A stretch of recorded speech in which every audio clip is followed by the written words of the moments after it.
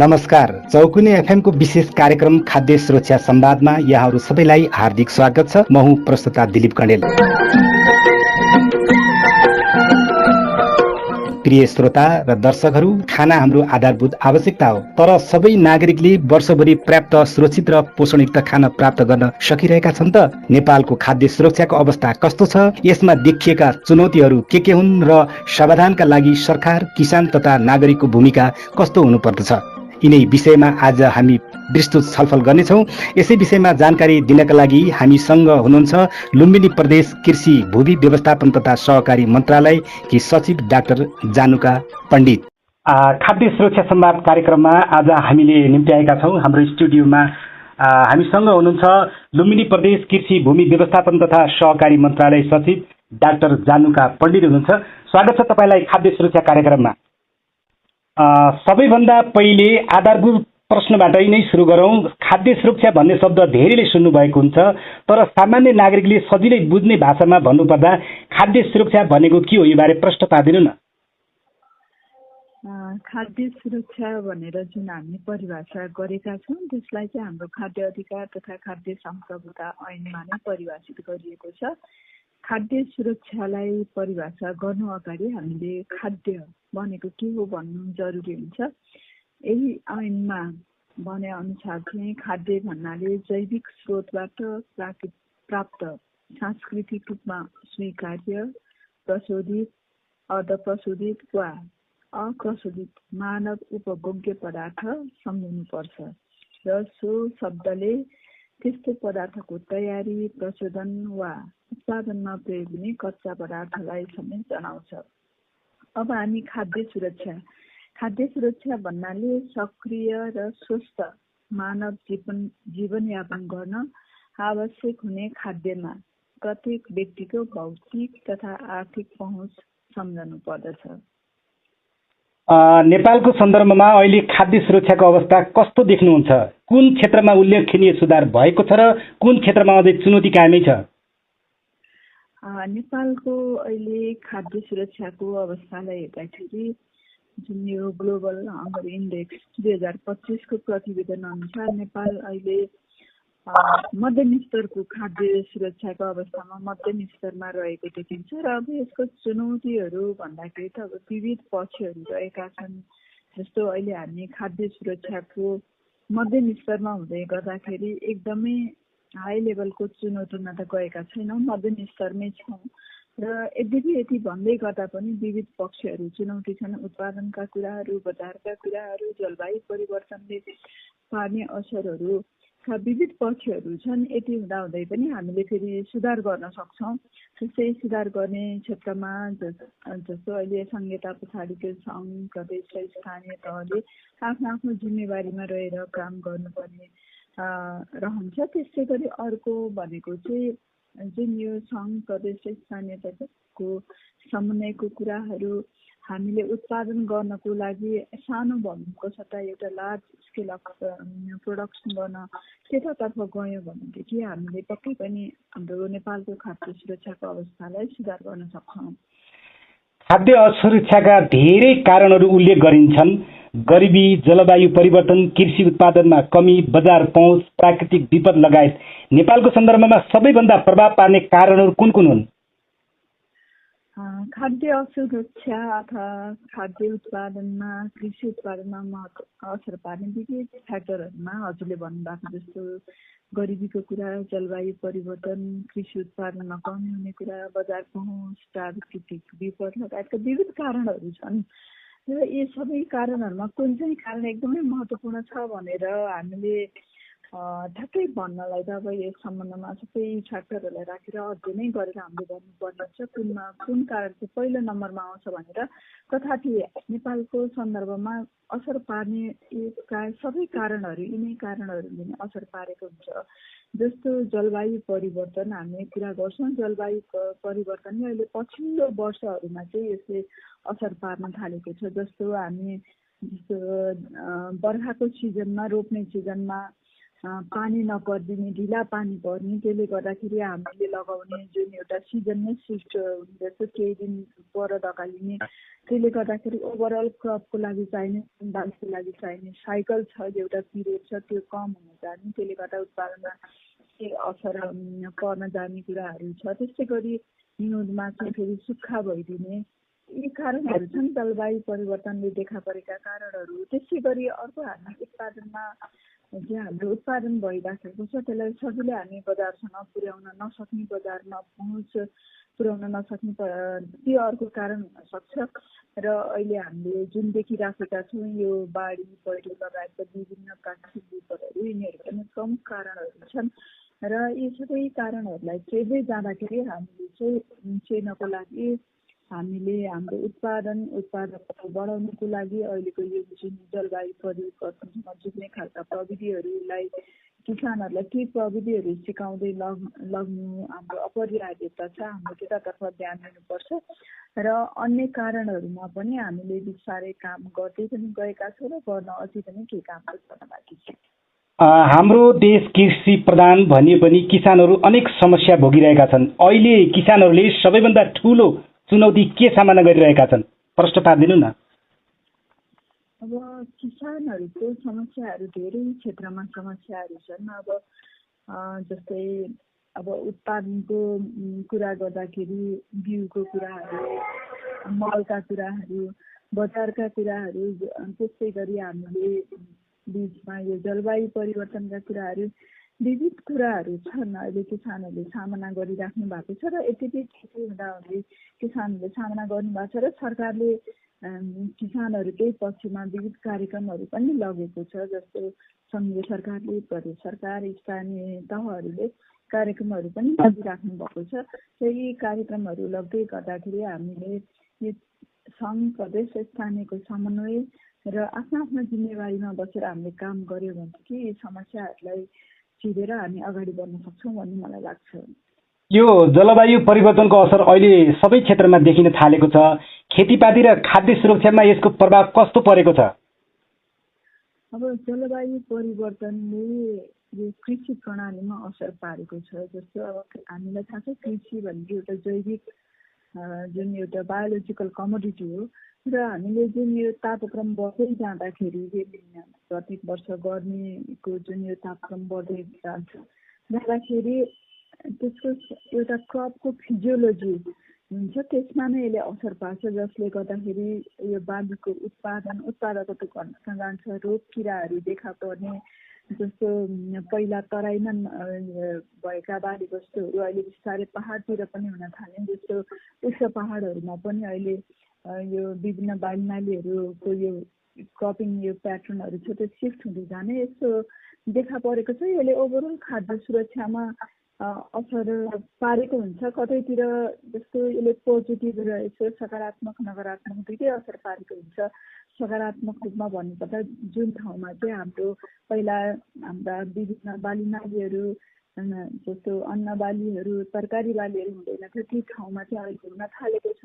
र कतैतिर फेरि अब नकारात्मक कुरा गर्दाखेरि जुन ठाउँमा हाम्रा फलफुलहरू चिसो ठाउँमा हुने फलफुलहरूको पनि त्यो एरिया सिफ्ट हुँदै गएको छ। यसले दुईवटा पोजिटिभ र नेगेटिभ दुइटै असर पारेको छ। र ओभरअल भन्नुपर्दाखेरि चाहिँ जस्तो जलवायु परिवर्तनले गर्दाखेरि हाम्रो उत्पादकत्व घट्न जाने विभिन्न किसिमका समस्याहरू देखा पर्छन्। रोग किराहरू नयाँ देखा पर्ने, यिनीहरूसँग जुझ्नको लागि हामीले टेक्नोलोजी पनि डेभलप गर्दै जानुपर्ने हुन्छ। र यी कामहरू हाम्रो जस्तो सङ्घीय सरकारको जुन नेपाल कृषि अनुसन्धान परिषद छ, यो परिषदले पनि विभिन्न प्रविधिहरू विकास गरिराखेको छ। त्यो प्रविधिहरूलाई चाहिँ हामीले किसान समक्ष पुर्याउने काम गरिराखेका छौँ र अझै हामीले किसान समक्ष चाहिँ पुर्याउनु जरुरी छ।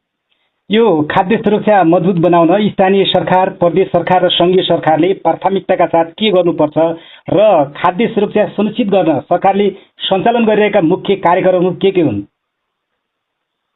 खाद्य सुरक्षालाई मजबुत बनाउनको लागि हामीले जुन हाम्रो सङ्घ, जुन नेपालको संविधानले नै सङ्घले के गर्ने, प्रदेशले के गर्ने, स्थानीय तहले के गर्ने भनेर हाम्रो जिम्मेवारी बाँडफाँड गरेको छ। सङ्घले नीति निर्माण गर्छ, प्रदेशले कार्यान्वयन तथा सहजीकरणको कुराहरू हुन्छ र स्थानीय तहले कार्यान्वयन गर्ने कुराहरू हुन्छ र यो बिचमा चाहिँ हामीले एउटा समन्वयको कुरा, सङ्घ प्रदेश स्थानीय तहको बिचको एउटा समन्वयको कुरा एकदमै आवश्यक छ। र अहिले हामीले जस्तै सङ्घ प्रदेश स्थानीय तह जुन 3 तहमा हामी सरकार भइसकेपछि अहिले प्रदेश र स्थानीय तहको क्षमता बढाउन चाहिँ एकदमै जरुरी छ।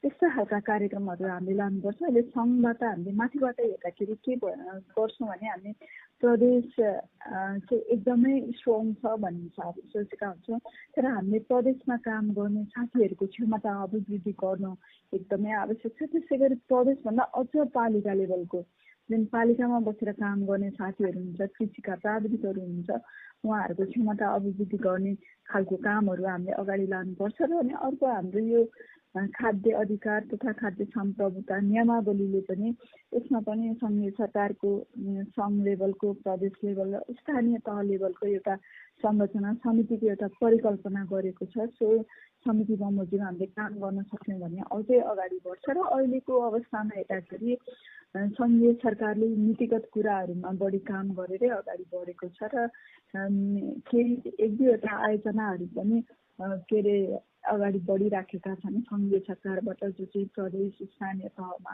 पुग्ने गरेर आयोजनाहरू पनि छन्। र प्रदेशले पनि आफ्नो प्रदेशमा चाहिँ कामहरू गरिराख्नु भएको छ। जस्तो लुम्बिनी प्रदेशको कुरा गर्दाखेरि हामीले प्रदेशमा किसानहरूलाई चाहिँ हामीले क्षमता यो प्राविधिक ज्ञान लानेतर्फ नै फोकस भएर अगाडि बढेका छौँ र आगामी आर्थिक वर्ष 83-84को कार्यक्रमहरूमा पनि हामीले किसानहरूलाई कसरी प्रविधिमा उहाँहरूलाई कसरी सिकाउने, प्रविधि हस्तान्तरण गर्नेतर्फ नै बढी फोकस गरेर हामी गइराखेका छौँ। जसले गर्दाखेरि किसानहरूले चाहिँ उहाँहरूले जुन विभिन्न बाली नालीहरू लगाउनुहुन्छ, पशुपन्छी व्यवसायहरू गर्नुहुन्छ, यी व्यवसायहरू गर्दाखेरि उहाँहरूसँग एउटा नलेज भएर हामीले सिकाएको ज्ञानको आधारमा उहाँहरूले अगाडि बढ्नुभयो भनेदेखि अझै राम्रो हुनसक्छ जस्तो लाग्छ। र त्यसै गरी स्थानीय तहहरूले पनि आफ्नो कार्यक्रमहरू राख्नु भएको छ।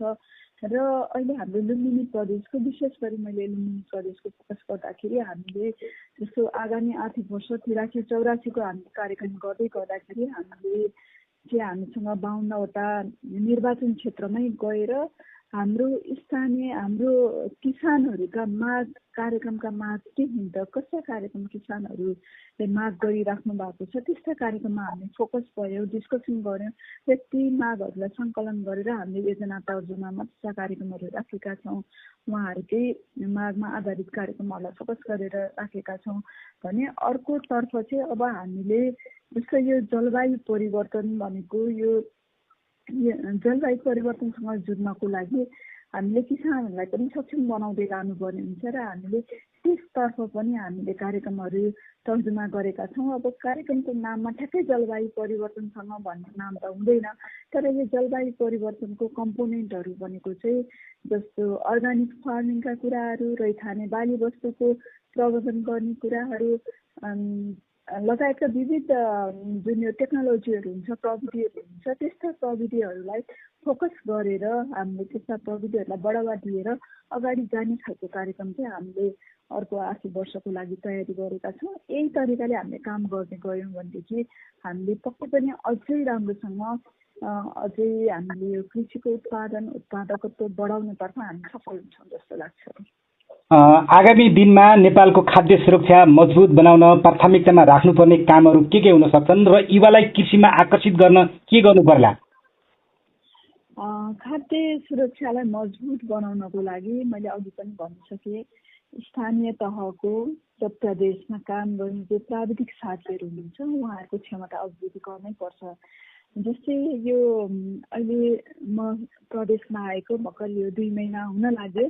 मैले सङ्घमा बसेर काम गर्दा र अहिले 2 महिना प्रदेशको अनुभव लिँदै गर्दाखेरि चाहिँ प्रदेशमा जुन काम गर्ने प्राविधिक साथीहरू हुनुहुन्छ उहाँहरूलाई एकदमै क्षमता अभिवृद्धि गराउन जरुरी मैले चाहिँ देखेको छु। जस्तो हामीले सङ्घबाट जुन यो संहितापछि 2075बाट हाम्रो सङ्घ प्रदेश र स्थानीय तहमा गयौँ।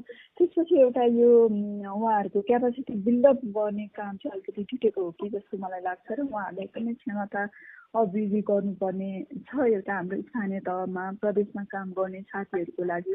र त्यस्तै गरी सङ्घबाट हुने जुन कार्यक्रम, प्रदेशबाट हुने कार्यक्रमहरू, स्थानीय तहबाट हुने कार्यक्रमहरूमा चाहिँ डुप्लिकेसन हुनु हुँदैन भन्ने लाग्छ।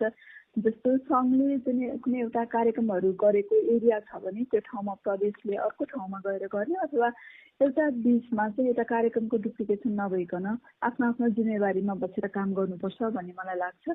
र त्यसै गरी अर्को यो खाद्यको जुन हाम्रो सुरक्षा मजबुत गर्नको लागि कृषिको उत्पादन बढाउने खालका हाम्रा टेक्नोलोजीहरू के हुन्छ। हुन त हामीले टेक्नोलोजी भनेर फेरि बाहिरबाट आयातित गरेको टेक्नोलोजीमा भन्दा पनि हाम्रो आफ्नै जुन हाम्रो रैथाने प्रविधिहरू छन्, हाम्रा रैथाने बालीबस्तुहरू छन्, यसमा नै हामी फोकस भएर गयौँ भनेदेखि होला सर्ट टर्ममा एउटा छोटो पिरियडको लागि यसको उत्पादन कम देखिन्छ, तर ओभरअल लामो पिरियडको लागि, लङ टर्मको लागि चाहिँ यसले चाहिँ हाम्रो कृषि प्रणालीलाई चाहिँ दिगो बनाउँछ। त्यसैले गर्दाखेरि हाम्रो आफ्नै प्रविधिहरू, आफ्नै रैथाने उत्पादनहरू यतातर्फ हाम्रा जुन स्थानीय बालीबस्तुहरू छन् यतातर्फ हामी फोकस भएर जानुपर्छ भन्ने मलाई लाग्छ। र अर्को कुरा चाहिँ हामीले यो कृषिमा युवावर्गलाई आकर्षित गर्न अथवा युवावर्ग लगायत जो हामी कृषिमा काम गर्छौँ उहाँहरूलाई टिकाइराख्न निकै गाह्रो छ। किनभने एउटा अरू व्यवसायभन्दा कृषि गर्न निकै गाह्रो छ। किनभने कृषि आफैमा एउटा बायोलोजिकल कमोडिटी हो। यसलाई हरेक दिन एउटा सानो बच्चालाई हुर्काउँदाखेरि ठुलो बनाउँदा जति केयर गर्नुपर्छ त्यति नै केयर गर्नुपर्छ। हाम्रा बालीनालीहरू, पशुपन्छीहरू हामीले जो व्यवसाय गर्छौँ त्यसलाई एकदमै धेरै उसको हेरचाह गरेर केयर गरेर गर्नुपर्छ र एकदमै दुःख हुने व्यवसाय हो। त्यसैले गर्दाखेरि र यसको प्रफिट चाहिँ एकदमै कम छ, प्रफिट अब कहिले देखिँदैन। त्यसैले गर्दाखेरि हाम्रो कृषि उत्पादनलाई चाहिँ जब हामी नाफामूलक बनाउँछौँ त हाम्रा युवाहरू चाहिँ कृषिमा आउनुहुन्छ।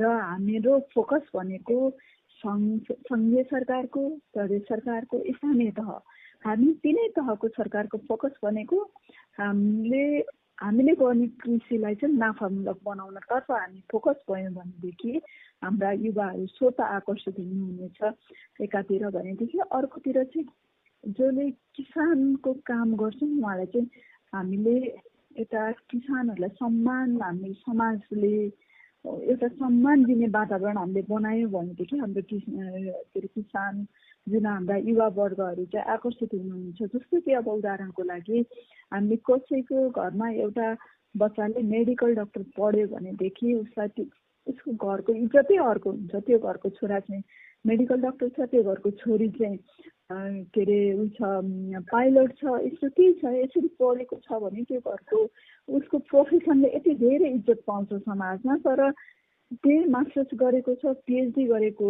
एउटा एग्रिकल्चर पढेर जो मास्टर्स पिएचडी गरेको विद्यार्थी छ उसले कृषि व्यवसाय अथवा पशुपन्छी पालनमा उसले काम गर्यो भने हामी त्यति दिँदैनौँ कि उहाँलाई त्यति यो सोसाइटीले त्यति उसलाई इज्जत दिएको हुँदैन। त्यसले गर्दाखेरि हामीले किसानहरूलाई सम्मान गर्न हामीले सक्यौँ भनेदेखि उहाँहरू स्वतः आकर्षित हुनुहुन्छ। एक त मैले अघि पनि भनेको छु कि दुईवटा कुरा हामीले फोकस गर्नुपर्छ। एउटा चाहिँ हाम्रो कृषि व्यवसायलाई नाफामूलक बनाउने र अर्को चाहिँ हाम्रो किसान गर्ने जो किसान दाजुभाइ दिदीबहिनीहरू हुन्छ, युवाहरू हुनुहुन्छ, बुवा आमाहरू हुन्छ, उहाँहरूलाई चाहिँ सम्मान दिन सक्यौँ भनेदेखि उहाँहरूलाई आकर्षित गर्न सकिन्छ। र फेरि अब यसलाई नाफामूलक बनाउनको लागि के गर्न सकिन्छ भन्नेतर्फ फेरि हाम्रो यसको राम्रो ठुलो नै बहस गर्नुपर्ने छ। धेरै फ्याक्टरहरू छन् यसमा, किन यसलाई हाम्रो कृषि व्यवसायलाई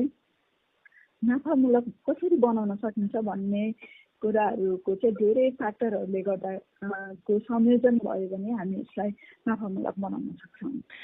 जस्तो आम नागरिकले आफ्नै घर र समुदायबाट खाद्य सुरक्षा मजबुत बनाउन के कस्ता कामहरू गर्न सक्छन्?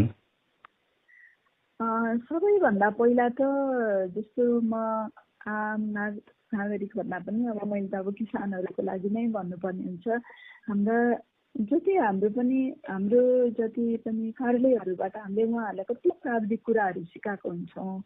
जस्तै हाम्रो जिल्ला कृषि ज्ञान केन्द्रबाट हाम्रो प्रदेश लेभलमा, त्यसै गरी भेटनरी अस्पताल तथा विज्ञान केन्द्रबाट, त्यस्तै गरी स्थानीय तहको पालिका लेभलबाट हाम्रो किसानहरूलाई हामीले जुन प्रविधि सिकाएका हुन्छौँ त्यो प्रविधि उहाँहरूले अनुसरण गरिदिनु भयो भनेदेखि हाम्रो समाजमा त्यो प्रविधिहरू अनुसरण गरेर उहाँहरूले आफ्नो घरबारीमा जुन तरकारी, फलफुल, त्यसै पशुपन्छी पालनहरू गरिदिनु भयो भनेदेखि अझै हामी खाद्य सुरक्षामा टेवा पुर्याउन सक्छौँ भन्ने लाग्छ। त्यसै गरी अर्कोतर्फ चाहिँ हाम्रो जस्तो हामीसँग जे जति हामीसँग जमिन छ, सानो एउटा टुक्रा छ भने पनि त्यसलाई बाँझो नराख्ने, त्यसलाई खाली नराख्ने।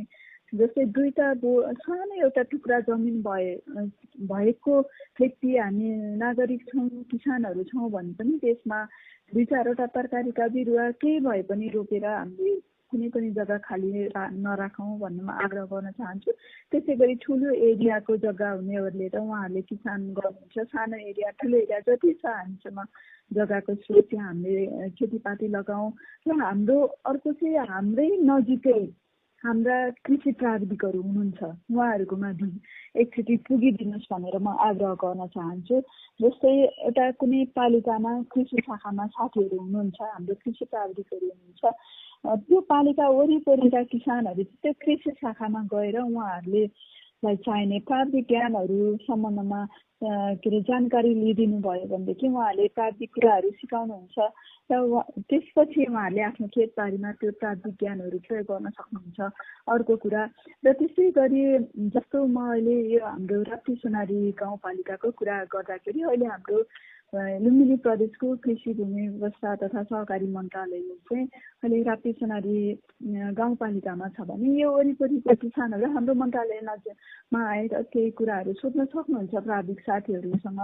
र उहाँहरूलाई जहाँ पाएको पर्छ, कसैलाई मन्त्रालयको अफिस पाएको पर्ला त्यहीँ गएर सोध्न सक्नुहुन्छ, कसैलाई ज्ञान केन्द्रको अफिस पाएको पर्ला त्यहाँ गएर सोध्न सक्नुहुन्छ, कसैलाई पालिकाको अफिस पाएको पर्ला त्यहाँ सोध्न सक्नुहुन्छ, कसैलाई हाम्रो सङ्घीय सरकारको हाम्रो राष्ट्रिय कृषि आधुनिकीकरण कार्यक्रम छ त्यहाँ पाएको पर्ला त्यहाँ गएर सोध्न सक्नुहुन्छ। आफ्नो कार्यालय, आफ्नो घर वरिपरि नजिक भएको कार्यालय कुन छ कृषिको कार्यालय, त्यहाँ गएर प्राविधिक ज्ञानहरू उहाँहरूले सोधखोज गर्नुभयो भने पक्कै पनि उहाँहरूलाई हाम्रा साथीहरूले सहजीकरण गर्नुहुन्छ भन्ने मलाई लाग्छ।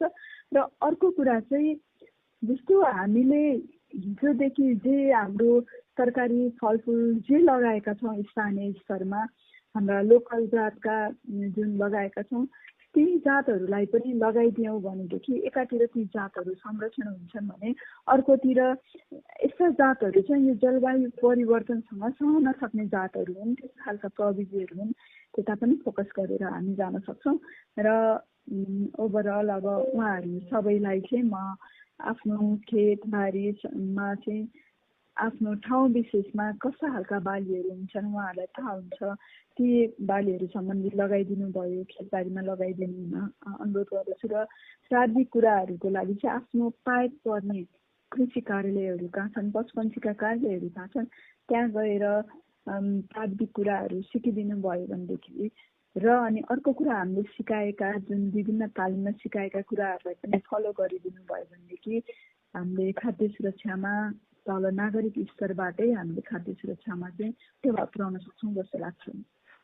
अन्तमा आम नागरिक र किसानहरूलाई रेडियो चौकुने एफएम मार्फत के सन्देश दिन चाहनुहुन्छ? सर्वप्रथम त यो रेडियो चौकुनेलाई मलाई बोलाएर आफ्ना अनुभवहरू सेयर गर्ने मौका दिनुभयो, यस रेडियोलाई म धन्यवाद दिन चाहन्छु। र त्यसै गरी हाम्रो जो किसान दाजुभाइ बुवाआमाहरू हुनुहुन्छ, हाम्रा युवाहरू जो यो कृषिमा आउन खोज्नुहुन्छ उहाँहरूलाई चाहिँ सुरुमा हाम्रो जसले गरिराख्नु भएको छ अथवा जो नयाँ आउन चाहनुहुन्छ आफ्नो नजिकै पाएको पर्ने कृषिको कार्यालय, चाहे त्यो सङ्घको अफिस होस्, चाहे प्रदेशको होस्, चाहे स्थानीय तहको होस्, जुनसुकै अफिस भए पनि त्यहाँ भिजिट गरेर केही कुराहरू जानकारी लिइदिनु भयो भनेदेखि पक्कै यहाँहरूले गर्न खोज्नु भएको व्यवसायमा चाहिँ अझै हामीले टेवा पुर्याउन सक्छौँ भन्ने मलाई लाग्छ।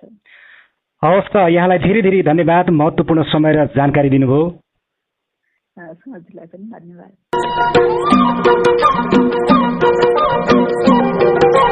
हवस् त श्रोता तथा दर्शकहरू, आजको छलफलबाट हामीले खाद्य सुरक्षा भनेको के हो, नेपालको अवस्थामा देखिएका चुनौतीहरू र समाधानका उपायबारे महत्त्वपूर्ण जानकारी प्राप्त गर्यौं। खाद्य सुरक्षा सरकारको मात्र जिम्मेवारी होइन, किसान, उपभोक्ता, निजी क्षेत्र र हामी सबैको साझा दायित्व पनि हो। स्थानीय उत्पादनको प्रयोग, खाद्यान्नको संरक्षण गरौँ र स्वस्थ तथा पोषणयुक्त खानालाई प्राथमिकता दिउँ। आजको कार्यक्रम यति नै। कार्यक्रमबारे सुझाव वा प्रतिक्रिया भई चौकुनी एफएममा सम्पर्क गर्न सक्नुहुन्छ। हवस् त, आजलाई बिदा हुन्छु। नमस्कार।